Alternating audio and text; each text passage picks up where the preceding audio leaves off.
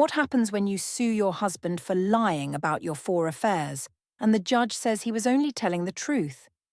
How do you keep your victim's story when your own messages, photos, and group chats are read in a public room with your family watching? Can you still call it defamation when the law calls it evidence and you are the one who started the public drama? My name is Thessaly Cade, and I always thought I was the main character of my own story.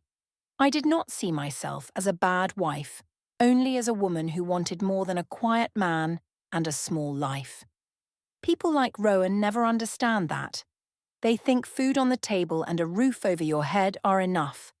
They forget that admiration matters too. That night started like many others. I stood in our apartment kitchen, scrolling my phone while pasta boiled over on the stove. Aaliyah swung her legs at the table and hummed a little song from school. Rowan washed dishes at the sink with that slow, careful way of his. I told myself he moved like that just to annoy me, like he wanted to show how patient he was. He asked if I could please watch the pot. I said he could handle it since he loved chores so much. He looked at me, then at the mess, and turned down the heat without a word.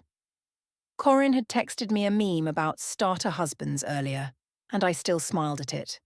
I had shown it to her with a photo of Rowan in his worn teacher shoes just as a joke. She replied that I deserved someone who matched my energy. I agreed. I always felt like I was driving our life while he just sat in the passenger seat, talking about history and lesson plans. When the doorbell rang, it was Henry from down the hall. He leaned on the frame with that easy smile and a bottle of cheap red wine in his hand.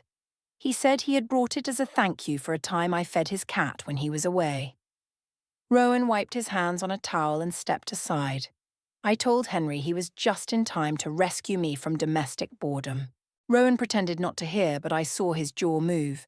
We ate, and Rowan tried to make polite talk about work and the new history club he wanted to start.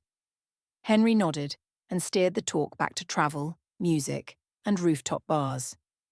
Elia, tired and sticky with sauce, leaned against Rowan's arm. He asked if she wanted to go brush her teeth. She shook her head. I laughed and said she was stubborn like her mother. It felt good, that little flash of attention from Henry when he smiled at me instead of Rowan. After dinner, Rowan took Elia to her room. Henry glanced at the balcony and lifted the wine bottle again. I said we could sit out there for a bit, just to unwind. Rowan came back, saw us heading toward the sliding door, and asked if we had work early in the morning. I said he could go to bed if he was tired, and that grown adults could talk past 10. He nodded once and said he had an early start. I told myself he was sulking. The night air on the balcony felt soft and cool. We sat close without planning it. Henry asked if Rowan was always so quiet. I said Rowan liked to act like a saint, but he could be controlling in small ways. I did not give details because there were not many, but it sounded better that way. I said he hated when I went out, when I made new friends, and when I dressed up too much. Henry said that was sad.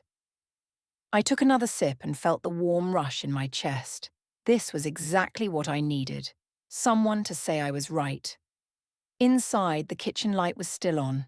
I could see Rowan moving around, putting plates into the dishwasher. He looked older in that yellow light, slower. I told Henry that sometimes I felt like his mother, not his wife. Henry laughed and said I did not look like anybody's mother. The comment stayed in the air between us. I felt seen in a way I said Rowan never managed, even if that was not totally true. Later, when Henry left, he gave a small wave and said it was nice to actually talk.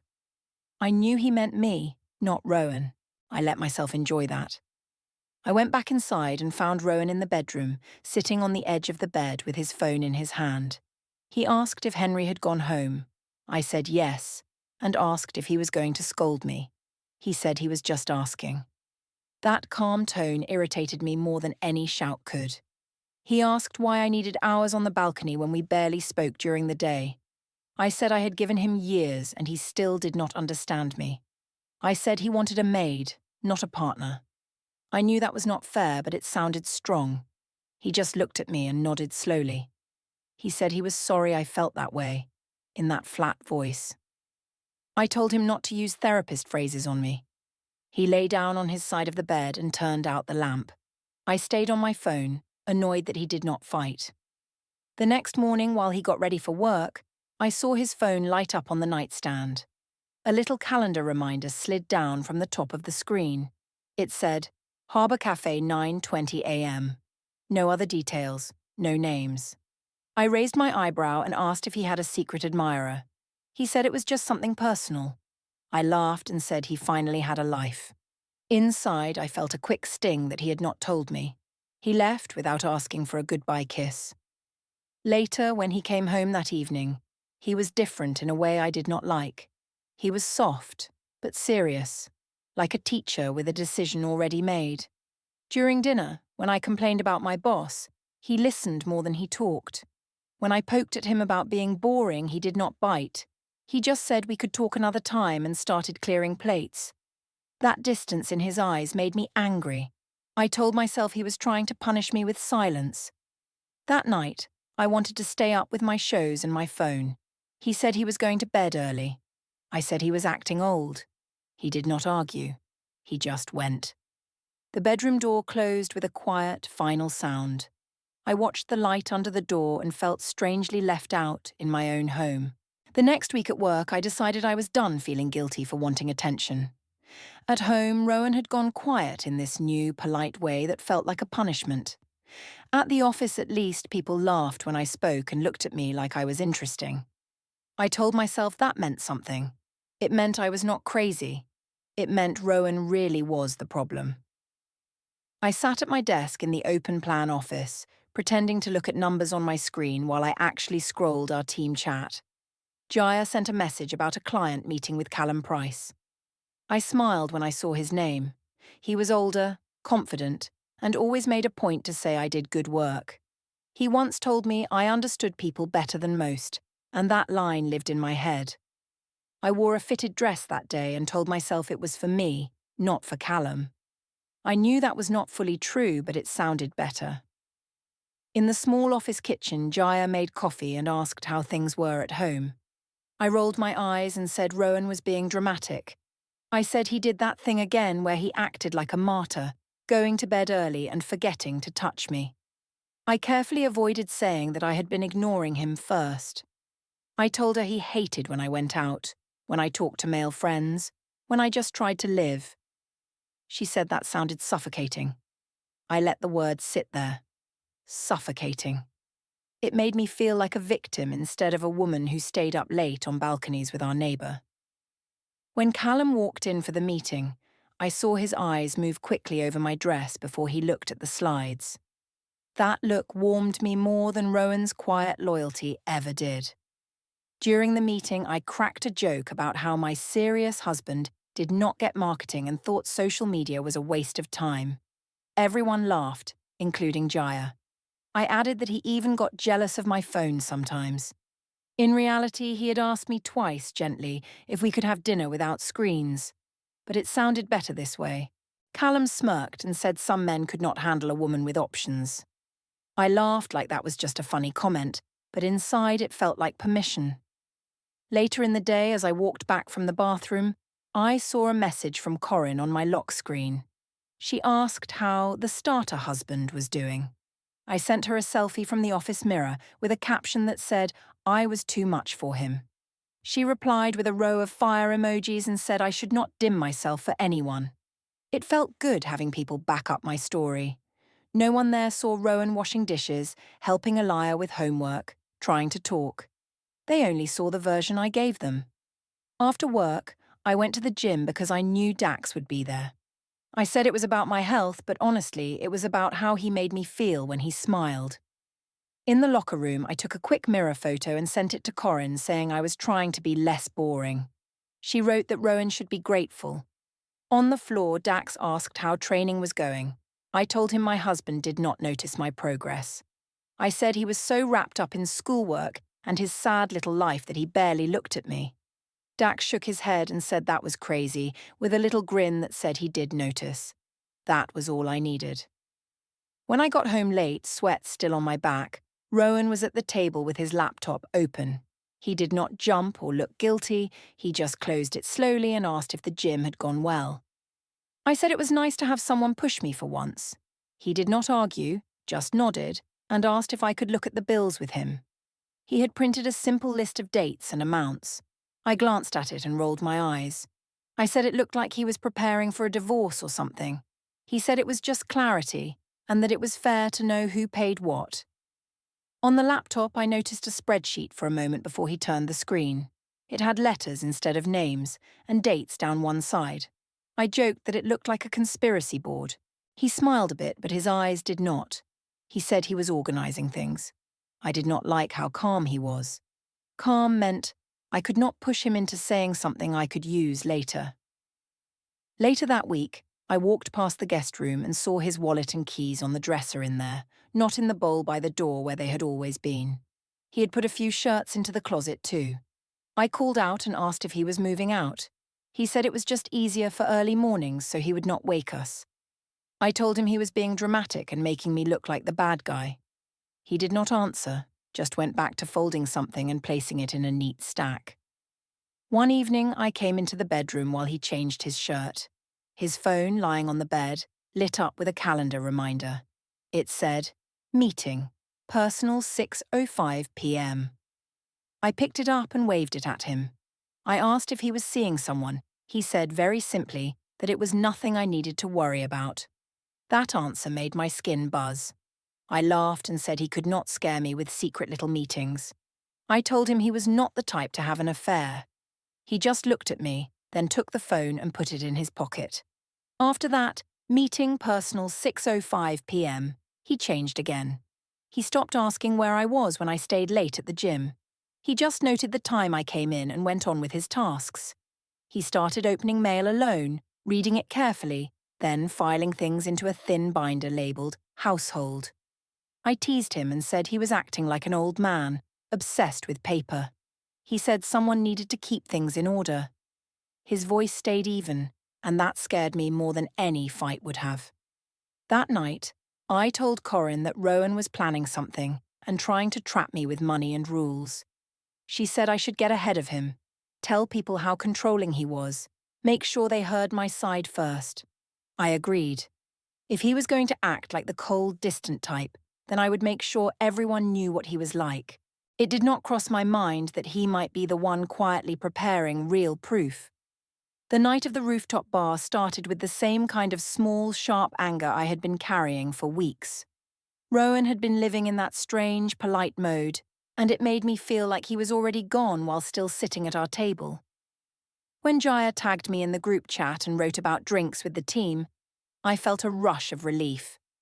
Out there, I could be the fun version of myself again, not the wife with the silent husband and a binder of bills. I went home after the gym and changed into a dress that showed my legs and a bit of shoulder. I told myself it was just for me, but I also knew people would look. In the kitchen, Rowan was helping Elia with a school project. They sat close, cutting coloured paper, and she laughed at something he said. I stood in the doorway and watched them. It bothered me that they looked so calm without me. He asked if I was going out. I said it was just a little team drink, nothing big. He asked what time I would be back. I told him I was not a teenager and did not need a curfew. He simply nodded and said he would put Elia to bed. No argument, no guilt, nothing I could grab onto. At the rooftop bar, the music was loud enough to feel like a cover. Jaya waved me over to a long table, and there were already drinks lined up. Callum was there too, leaning back in his chair in that relaxed way, and he smiled when he saw me. That smile hit me harder than it should have. I slipped into the seat beside Jaya and let the buzz of people and city lights wrap around me. This was the kind of life I told myself I deserved. It did not take long before the talk turned to relationships. Someone complained that her boyfriend checked her phone. Another said her husband hated when she posted bikini pictures. Jaya turned to me and asked how things were with the serious teacher. I took a sip and decided in that moment to really lean in. I said he was impossible. I said he sulked when I went out and tried to make me feel guilty just for having male friends. I said he did not even touch me lately, that he went to bed early like an old man and left me alone on the couch. The table laughed, and one woman said he sounded like a grandpa. I let that image burn in my mind. Callum asked if he was always that jealous.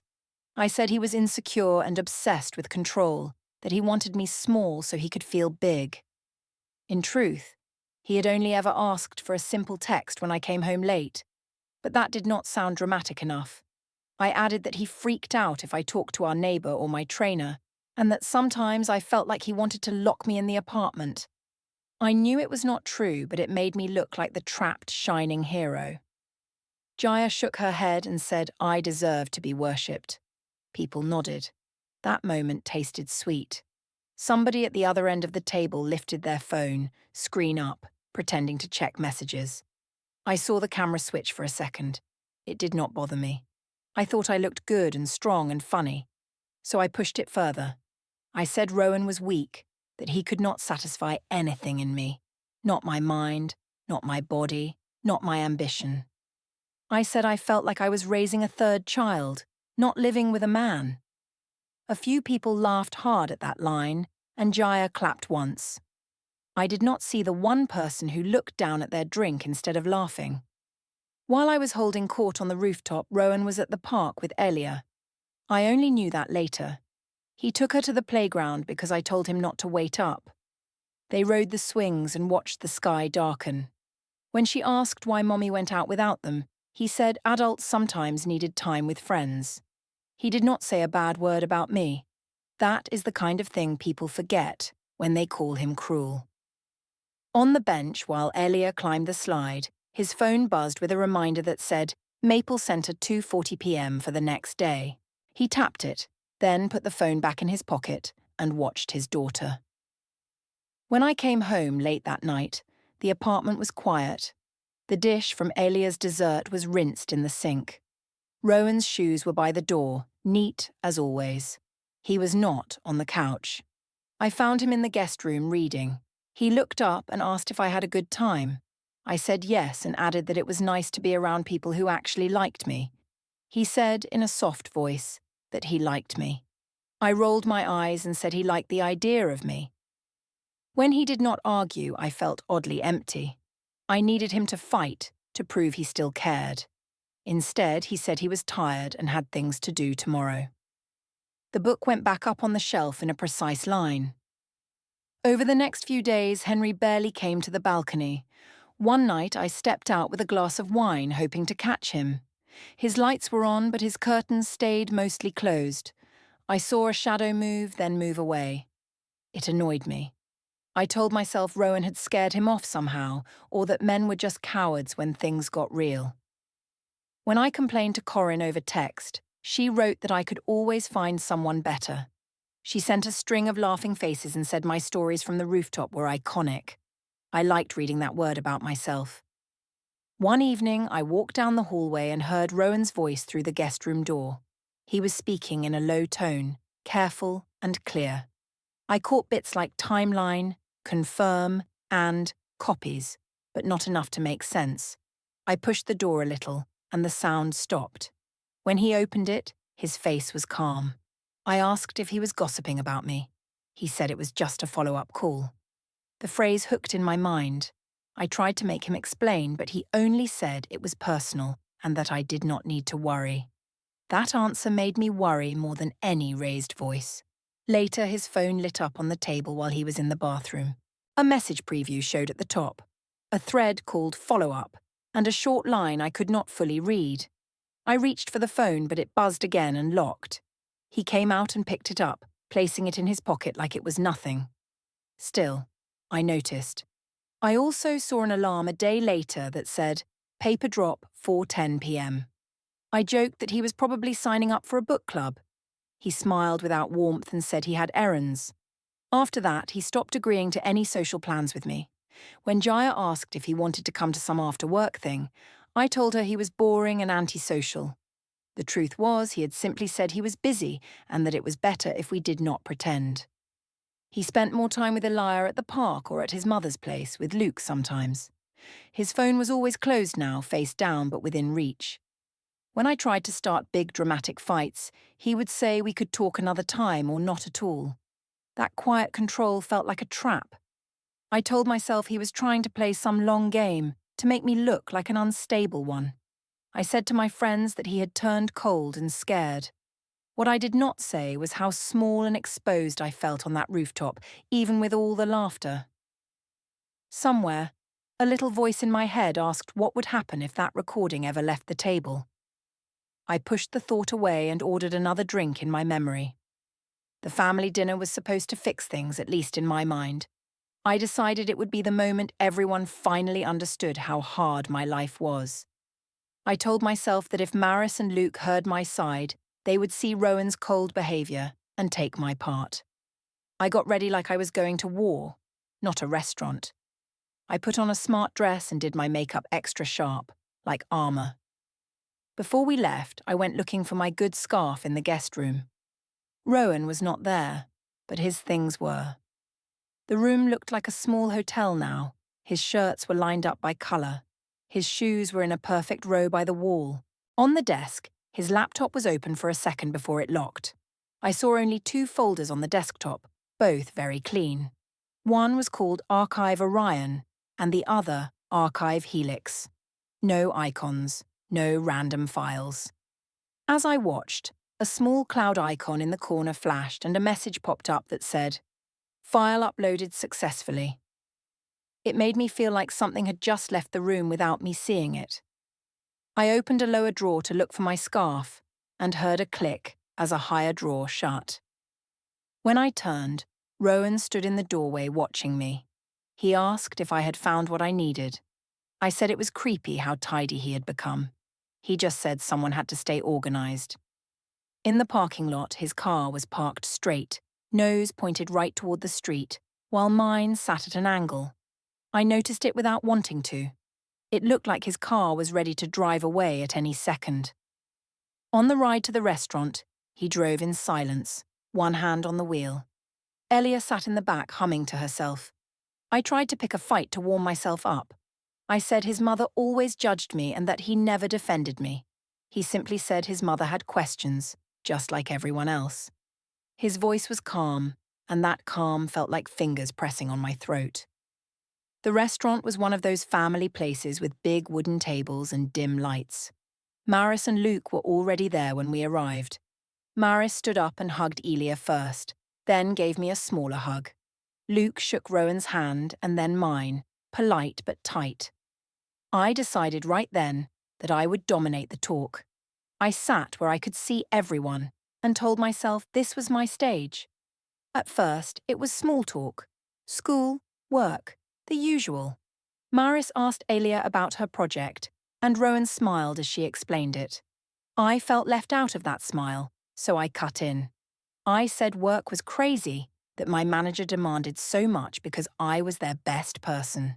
I added that Rowan did not get it, that he thought social media and events were silly. I laughed as I said it, like it was just a harmless joke. Maris did not laugh. She asked if Rowan really said that. I shrugged and said he never supported my dreams. Not really. Then I started on the marriage. I said things had been hard because Rowan had become distant and controlling. I said he told me who I could see and where I could go. I said he hated that I had male friends and tried to trap me at home with guilt. Some of that was barely twisted from reality. Some of it was just fiction. I knew that, but it sounded right. I wanted to paint a picture of a woman pushed into bad choices by a cold man. Maris put down her fork and looked straight at me. She said she had heard a very different story. She said a family friend had sent her a video from a rooftop bar. In that video, she said, I joked that Rowan was weak and useless and could not satisfy me. She said she saw me laughing while other people laughed at her son. My face went hot, but I tried to play it off. I said it was just drunk talk, just jokes, and that people were too sensitive. I said Rowan made me crazy, so of course I vented.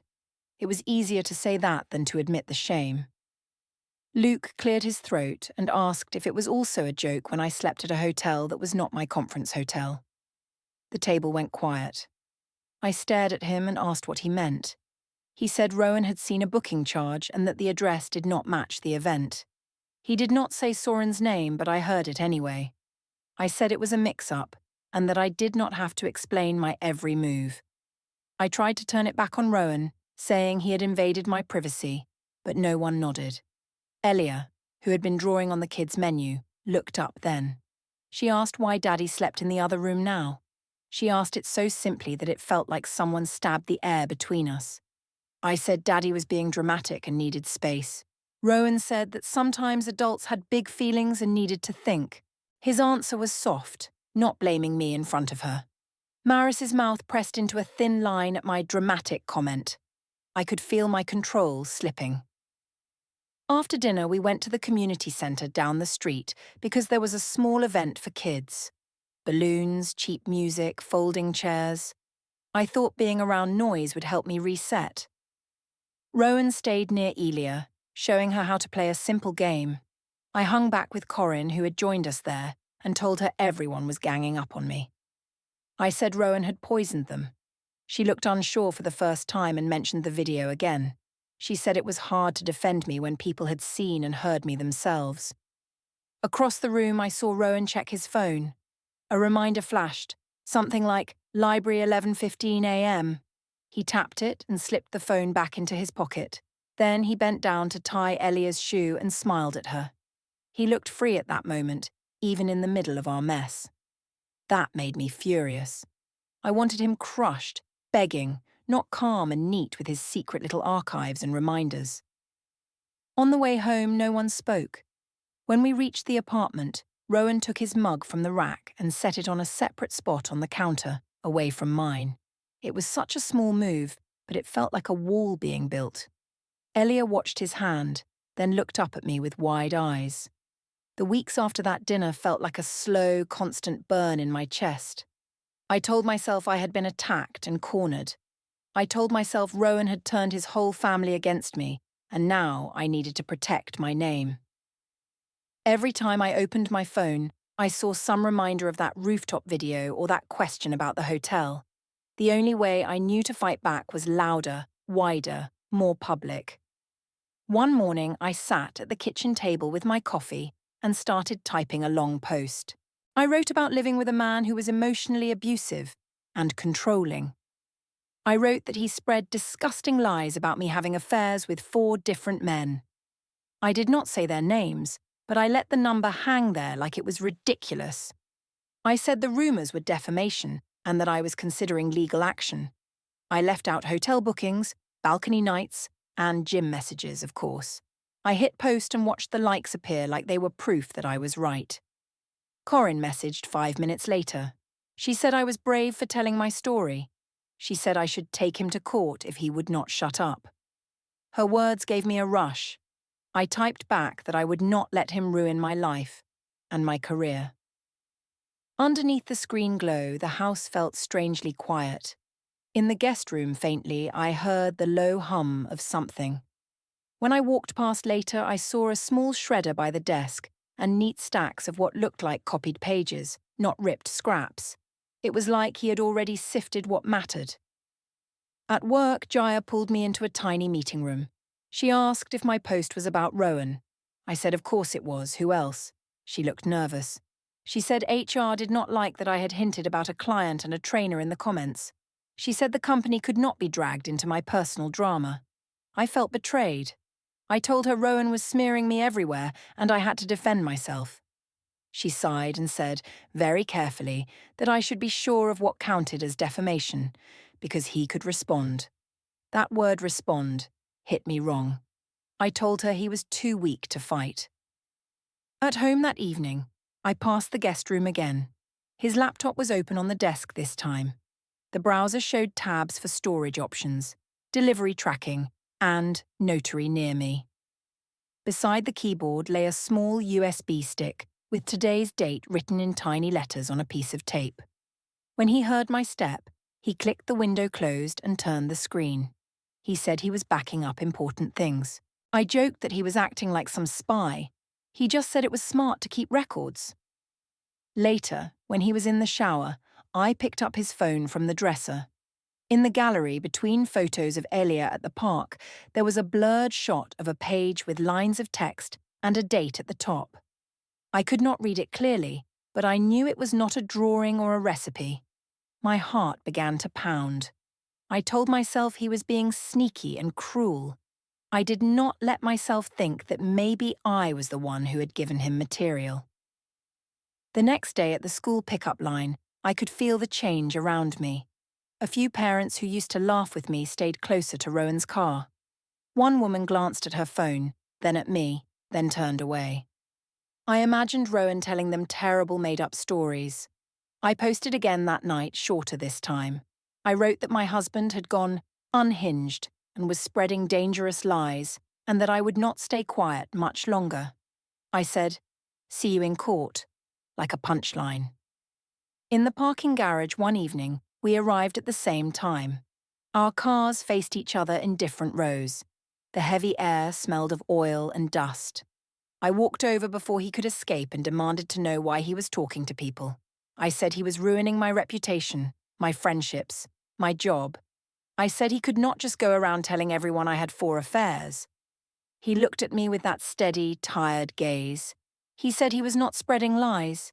He said that when people asked, he told the truth. He added that he had stopped protecting my image for me. I called him cruel, vindictive, and manipulative. I told him I would sue him for defamation and take everything he had. I expected him to snap, to beg, to argue. Instead, he took a breath and spoke in that same quiet voice. He said he was done arguing in parking garages and kitchens. He said he would handle everything properly now. The word properly scared me more than any threat. He opened his car door. As he sat, his phone screen lit up on the dashboard.